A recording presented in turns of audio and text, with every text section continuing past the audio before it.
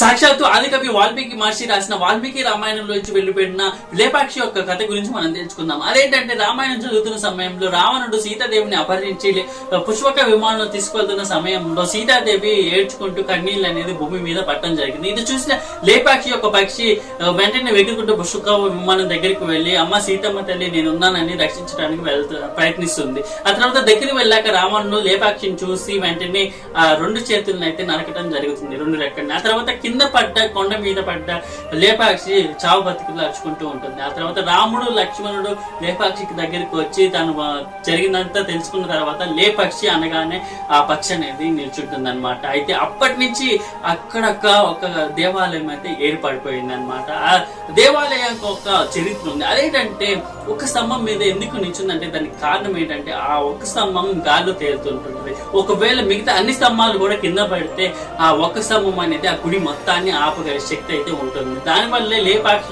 లేపాక్షి అనే రెండు పదాలు రాముల నుంచి వచ్చింది కాబట్టి ఆ గుడి యొక్క ఆలయం అనేది అంతా పునర్నిర్మించడం జరిగింది. అంతేకాకుండా రీసెంట్ టైమ్స్ లో మనం చూసుకుంటే ఆ లేపాక్షి యొక్క ఆలయంలో ఒక్క స్తంభం మీద గాల్లో ఏలాడుతున్న ఆ స్తంభాన్ని పరిశీలించుకుని బ్రిటిష్ రాజుల్లో కూడా ఒక సైంటిస్ట్ ఇంజనీర్ అనేది వెళ్ళడం జరిగింది. అయితే ఎప్పుడైతే ఆ స్తంభాన్ని కదిలించారో పూర్తి దేవాలయం పైన అయితే కదలటం జరిగింది. అయితే దీన్ని చూసిన అతను ఇది అసలు సాధ్యమే కాదు, ఇది మానవుడు నిర్మించింది కానే కాదు అని తేల్చి చెప్పేశాడు.